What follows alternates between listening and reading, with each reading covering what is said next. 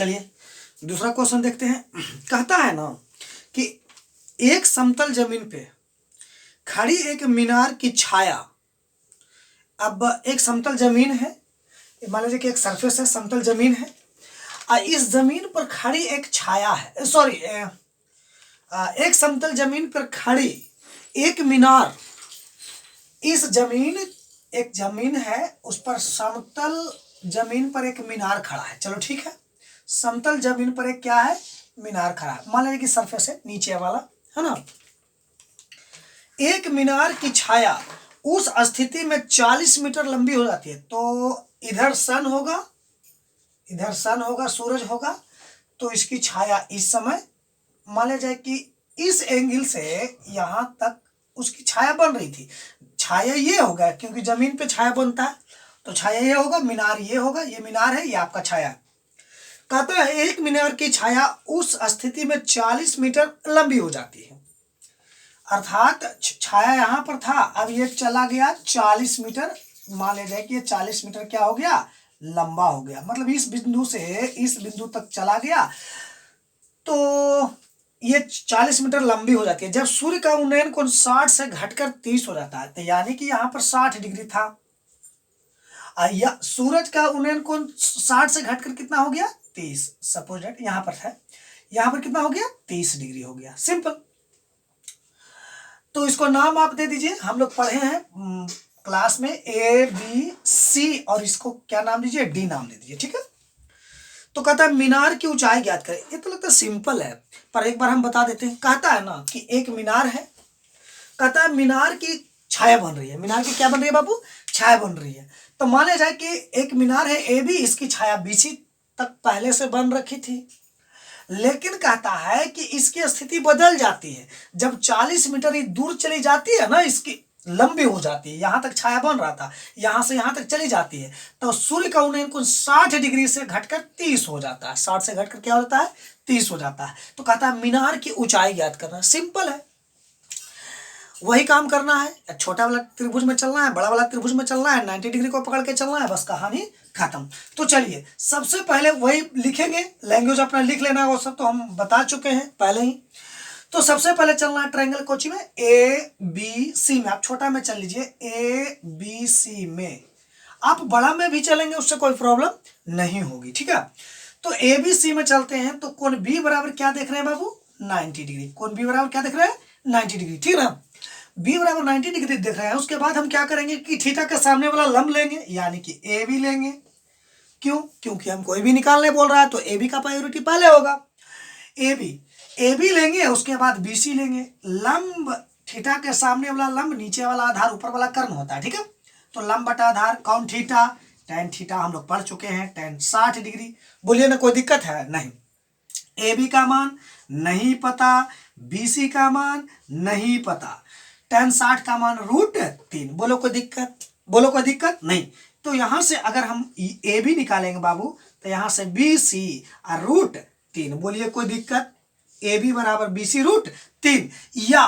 या आप कर सकते हैं, या यहां से कर सकते हैं बी सी बराबर ए बी बटा √3। आप किसी भी प्रकार से बना लीजिए, उससे कोई हर्ज नहीं होगा। यहां तक आ गया, आपको तो समझ में आ ही गया होगा।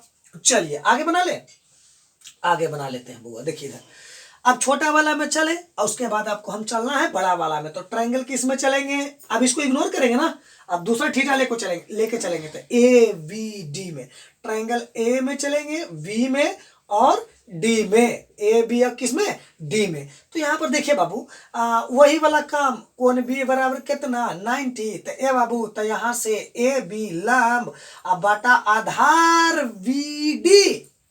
बड़ा वाला में चल रहे तो आधार बी डी होगा, ठीक है। लंब बटा आधार कौन, थीटा, tan थीटा। थीटा कितना, 30 डिग्री। चलिए ए बी का मान नहीं पता, बी डी का मान, अच्छा बी से लेके डी का मालूम हो गया।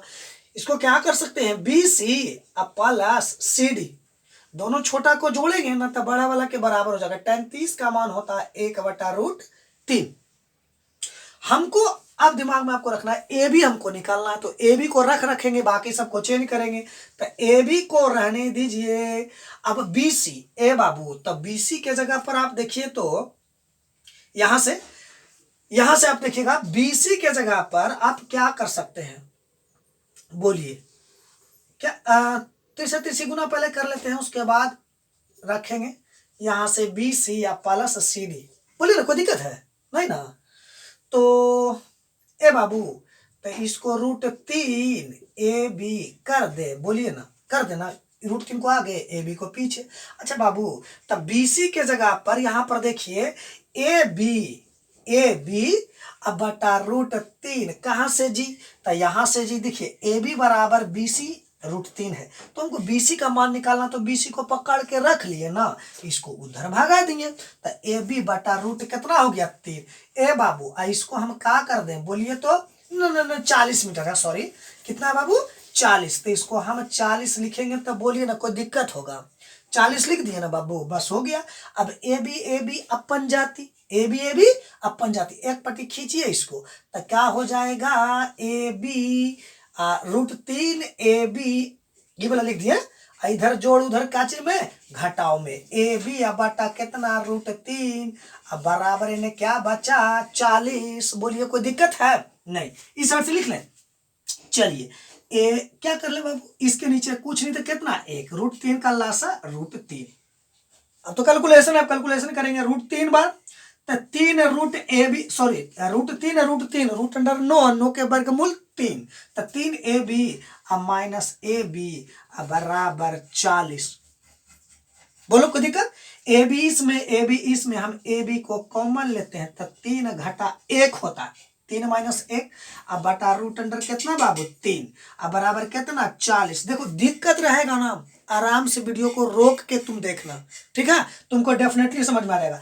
ए बाबू, तो यहां से लिख दे, देखिए ना, AB को लिख देते हैं, इसको गुना 2 लिखते हैं, ये वाला 3 में से 1 गया 2 अब बराबर इसको 40, ए बाबू गुना √3, इसको भगा दिए उस साइड बाबू। अच्छा, तब कटता है, तब काटिए ना, तब 20 दूना कितना? 40। तो हमारा AB तो पूछता था, तब 20 रूट कितना? 3। बोलो कोई दिक्कत? बोलो कोई दिक्कत? बस बन गया। या इसको आप पॉइंट में भी ला सकते हैं, 20 गुना और √3 के वर्गमूल होता है 1.732, इसको आप गुना कर दीजिए, जो पॉइंट में आएगा वो भी क्या हो जाएगा? आंसर हो जाएगा। समझ में आ गई बात? आगे ना, चलिए अब तीसरा क्वेश्चन देखते हैं, ठीक है?